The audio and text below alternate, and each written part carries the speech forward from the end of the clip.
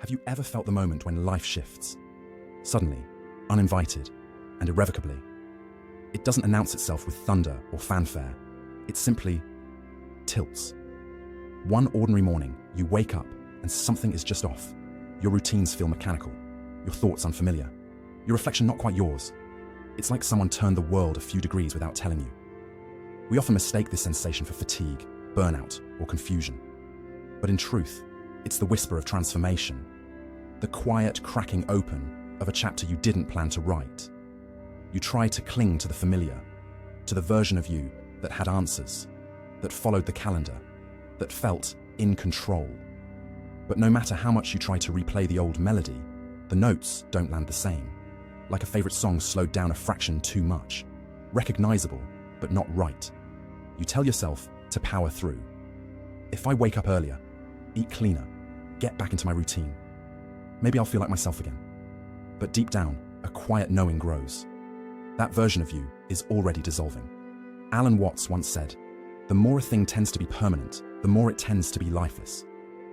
And perhaps, without knowing it, we've been gripping lifeless things. Routines that once gave us purpose now feel like shackles. Relationships that once felt warm now echo hollow.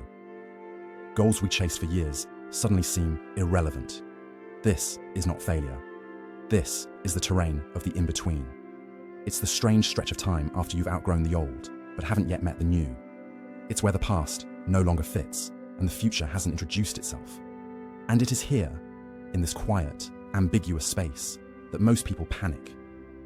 Because we're taught to define ourselves by what we do.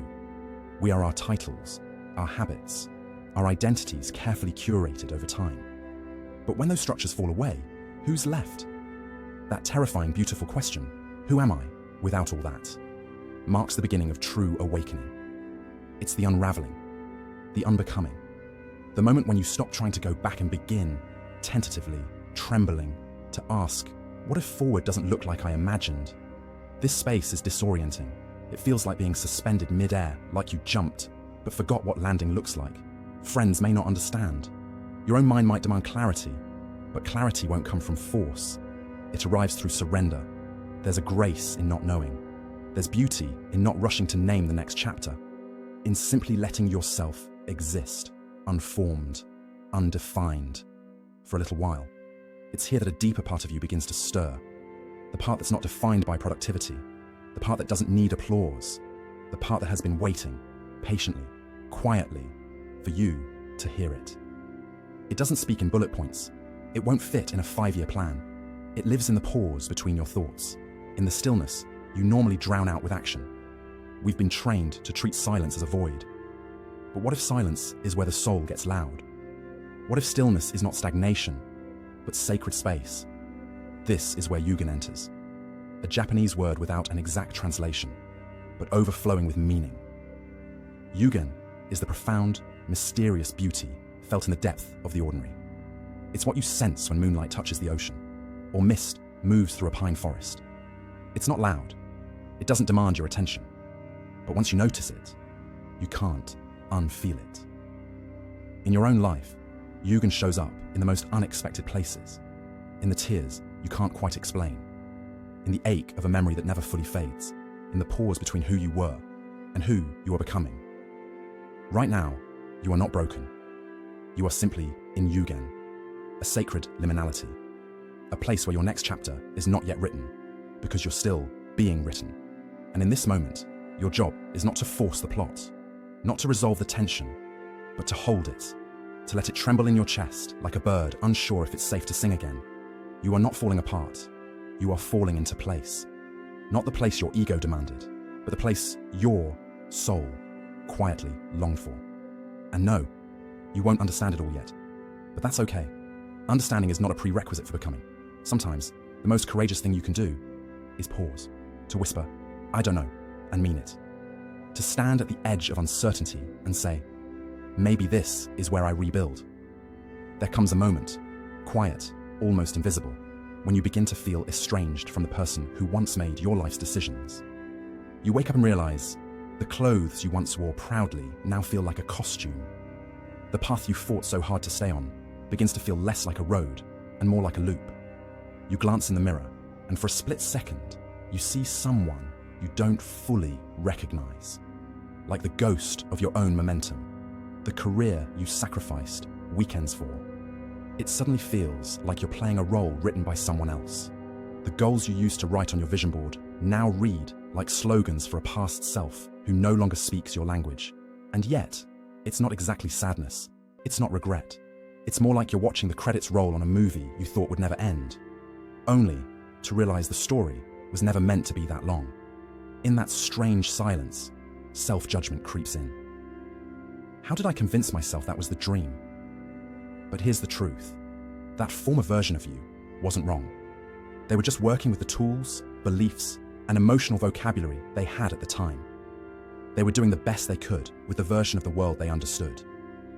We change not because we were wrong, but because we outgrow the soil that once sustained us. But no one tells you that personal growth can feel like mourning. You grieve the self that once smiled automatically in photos. You grieve the stories that once gave you certainty. You miss the comfort of fitting into a version of life, even if it never quite fit you. Sometimes you'll ache for the simplicity of ignorance, for the ease of autopilot, even for the quiet numbness that once shielded you from deeper questions. And the ache is valid. You find yourself in a liminal zone, a place between identities, between scripts. You're no longer who you were, but not yet who you're becoming. People still relate to the old version of you, unaware that version is already dissolving. Even you try to respond in old ways, only to feel an inner dissonance echoing louder each time.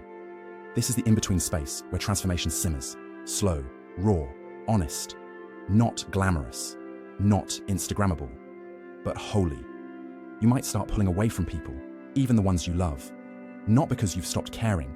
If this content is making sense to you, click the subscribe button and subscribe to the channel. Thank you for your support.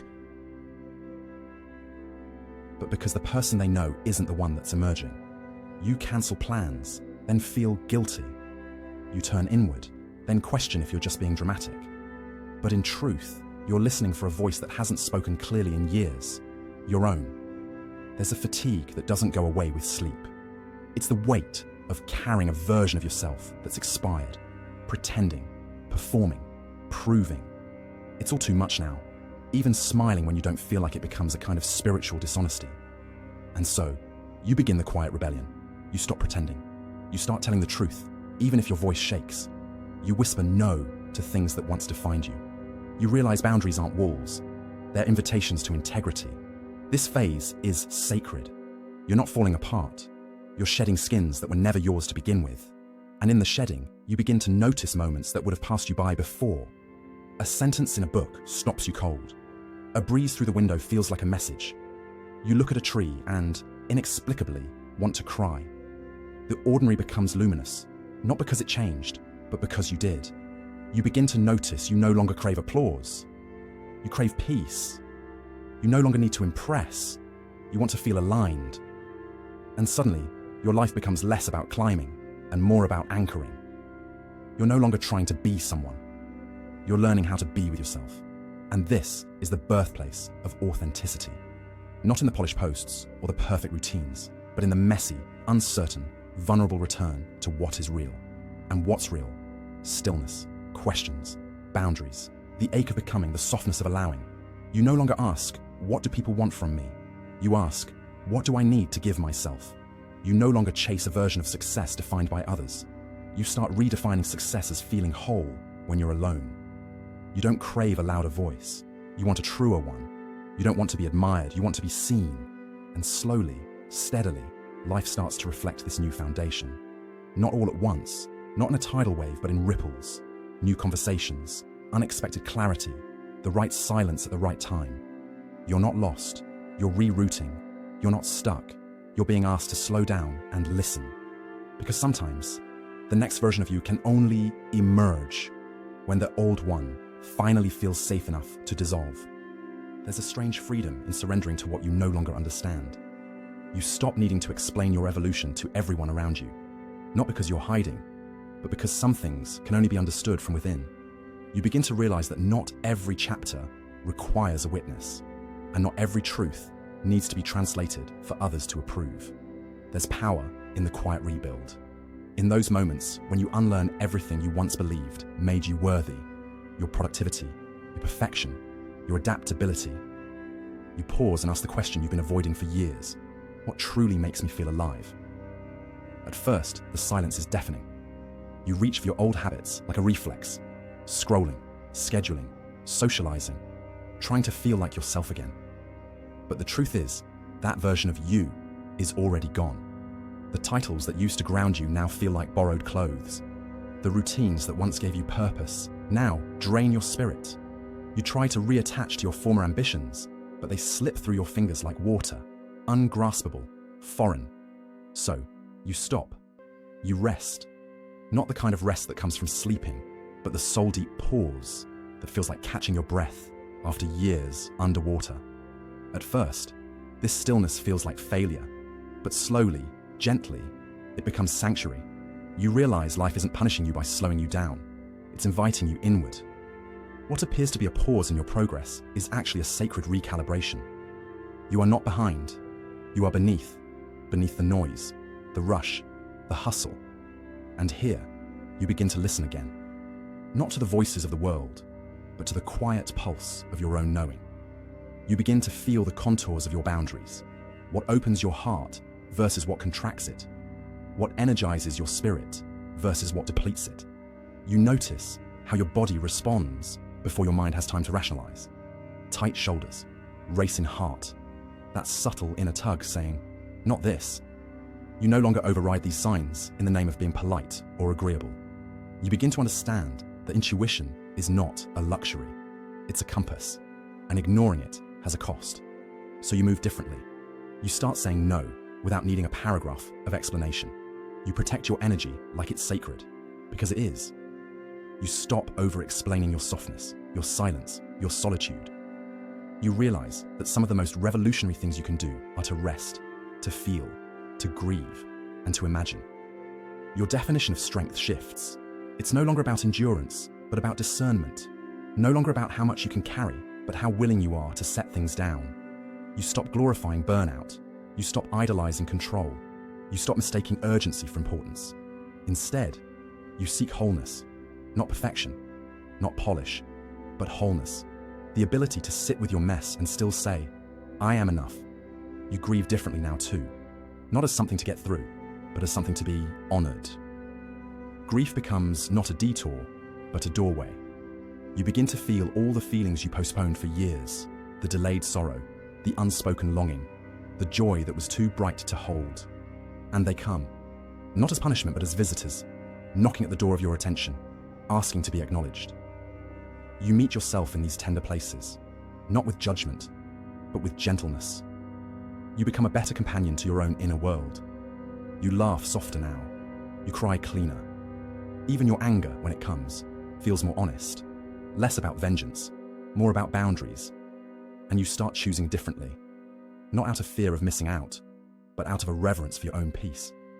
You say yes to slowness, yes to meaningful silence, yes to friendships that don't demand a version of you that's no longer true. You let go of performance, of hustling for worth, of shrinking to fit into spaces never meant to hold your depth. Instead, you expand, quietly, steadily, with roots. And in that expansion, you rediscover simple joys. The way your favorite tea feels like a ritual, the way light through trees becomes art, the way breathing, just breathing, can feel like home. You realize healing is not becoming someone new, but remembering who you were before the world told you who to be.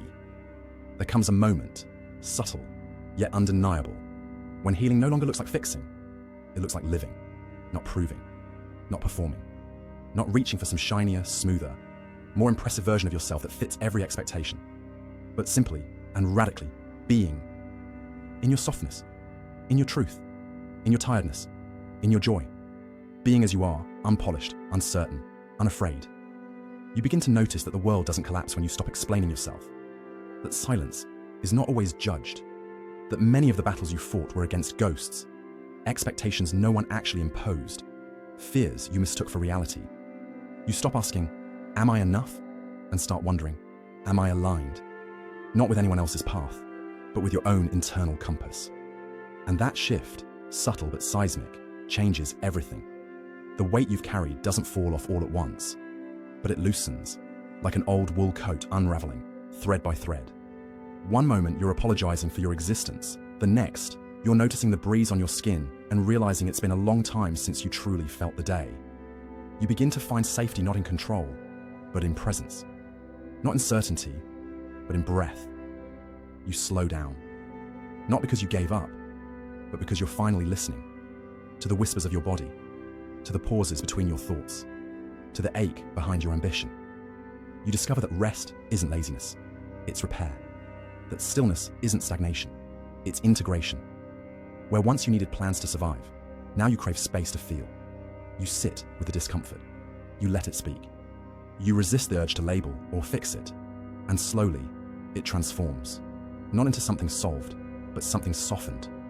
You stop being at war with your life, and in that surrender, something magical happens. Life begins to meet you where you are, not where you pretend to be. The people you feared would disappear if you changed. Some do, but others stay. And not just stay, they meet you differently, with more honesty, more presence. Some relationships deepen, some dissolve. But for the first time, you let that be okay. Because now, you don't measure your worth by who stays. You measure it by how real you're allowed to be while they do. You become a quiet mirror for others.